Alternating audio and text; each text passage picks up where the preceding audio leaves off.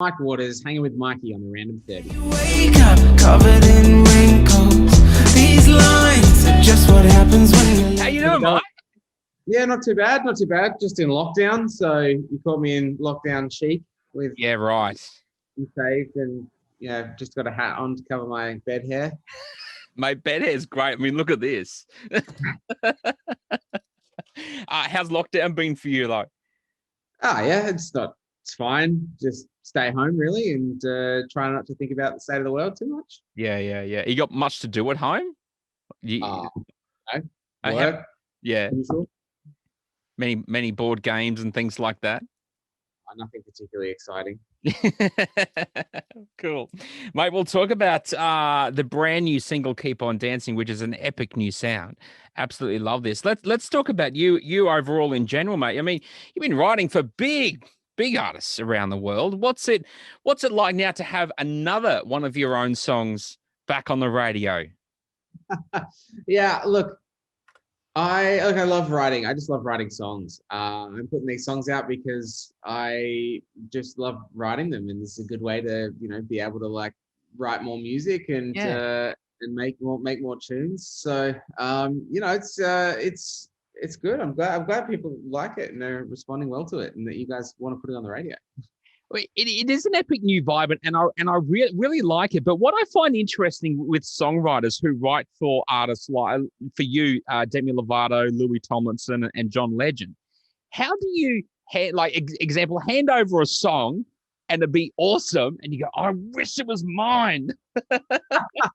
I'll be honest, it's not a problem at all. Like when I'm writing for other people, I'm writing for other people. They're not my song to sing. I'm just writing songs. I'm trying to like tell their story as much as possible, and like I want to tell a story that someone else will connect with and want to sing. But like writing for my own stuff has just been really specifically like, oh no, this is my stuff. I don't really pitch it or send it around to anyone else to want to sing. So it's actually not that hard, because there's a real obvious difference that like my songs are the ones that like I sing stuff about stuff that's really important to me, and the ones I write for other people are kind of love songs or talking about what they're going through. Yeah, right. Do they contact you and say, hey, this is what I'm going through, can you help me, or can you write something about that story? Is that how that part works? Not really. I mean, if you're writing with an artist, then Sure. like you're in the room with them, you're talking to them, you're figuring out what they want to talk about, like what sort of song they want to write, and what sort of things are interesting to them. And you're sharing experiences and finding some common ground. But if you're writing for to just like send songs to artists, then like you generally, like if there's no artist in the room, you're probably still thinking about like what artist it might be for, and thinking about like putting yourself in those shoes and figuring out what they might say, and then sending it off to them after the fact. And what's it like though when they get it and they're singing it, they're performing it?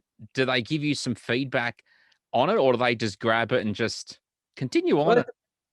It really depends. It depends on the song. Like the John Legend song, I had no input in after writing it. Like I found out it came out like on the day that the album came out, and I didn't know that it was going to be on the album. But what? Don't they communicate with you? I think I could have put two and two together based on the conversations that my managers had, but I just I was just oblivious to it at that point, and then but it just sort of came out. But as far as like changing it, things like there's substantial changes and changes to the lyrics and things.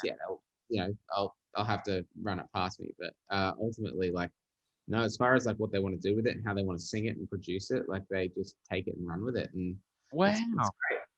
It's a good feeling when you hear someone else singing your song and giving it like this new level of energy and production that like it didn't have in the demo.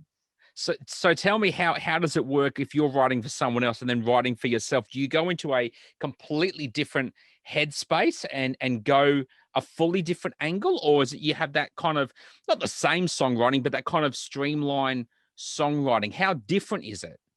Yeah, it's quite a lot different, because when I'm writing for me, I just know I know when I don't want to sing something. So I'll be way more like, nah, that's not where I want to go with it. No, that's not. Whereas writing for someone else, you're like more open-minded and more like, yeah, cool. Like, let's explore that and let's see where that goes. And because it doesn't really matter, but when it's for me, it's like I know immediately. I'm like, I don't like the way that sounds. Yeah. I don't think I would say that.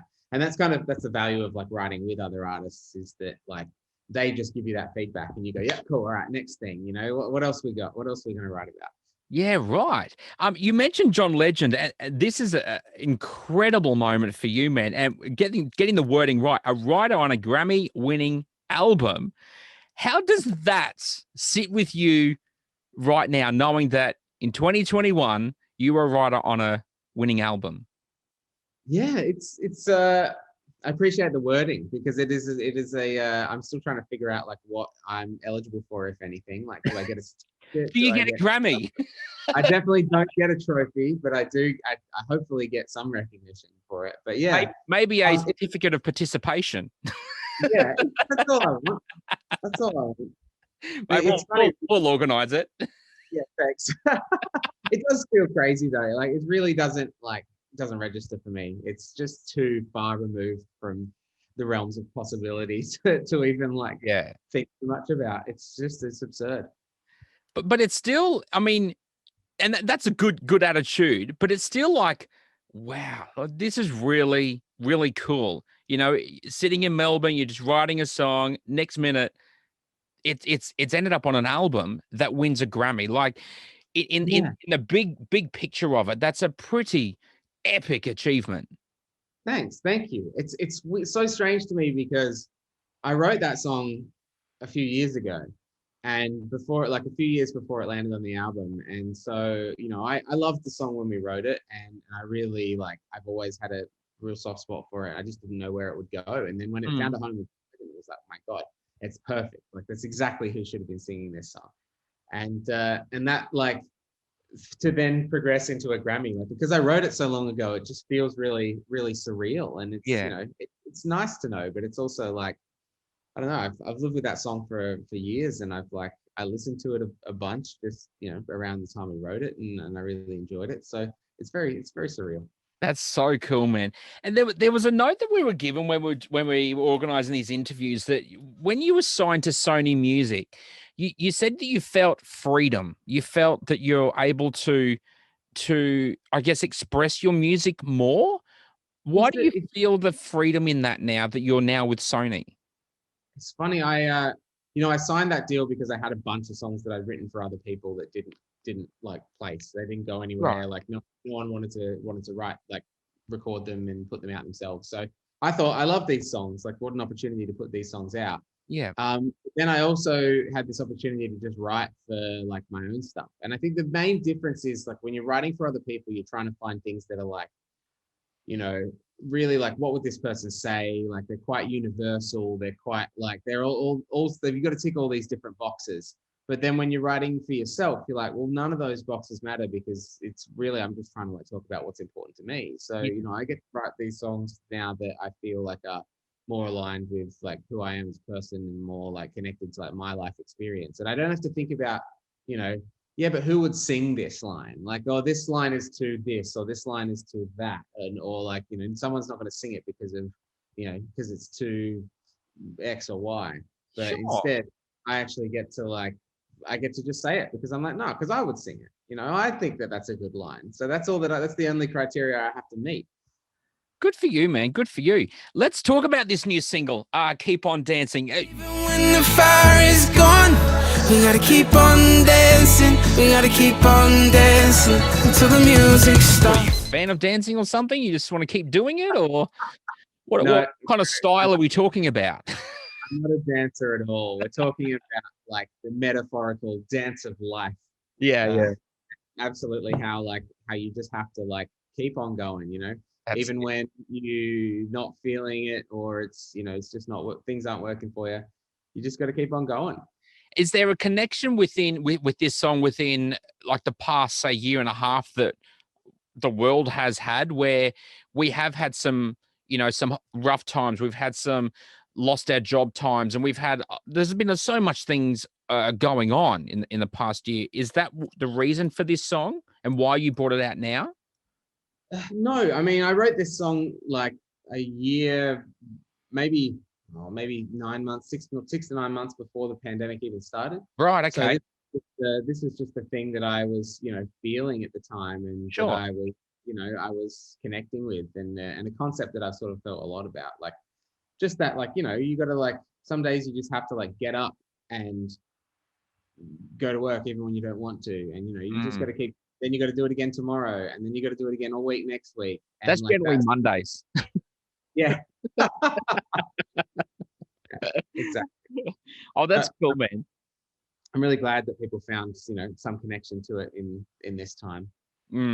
What's installed for 2021 for you? Where are we heading to wrap up? I mean, we're already halfway through the year. I can't even believe it myself. Where are we heading for you in 2021?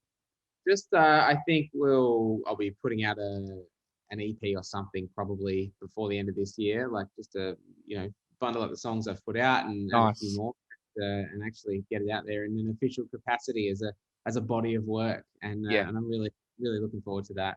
Whenever that does happen. Are there plans for? I mean, it's hard at the moment because you're in Melbourne, but are there plans for a tour for Australia? Yeah, I hope so. I've put some time and effort into what a tour might look like over the last year or so. Thought about it during lockdown, and so hopefully I get the opportunity to do a tour at some point, and share these songs and perform live again, which will be nice. And what does a Mike Waters tour look like? Oh, mate, your guess is as good as mine. I mean, previously it's always been me and a guitar, but I think I'll try and take it a bit further this time. We've got a whole bunch of new songs out that just have some like production value that I'm really proud of. So hopefully something more than just me and a guitar will be nice. Good for you, man. Good for you. Well, congrats on everything that you've done so far. Mike Waters, the new single, Keep On Dancing. It's out right now. Thanks so much for hanging, man. Yeah, no worries. Thanks, Mikey.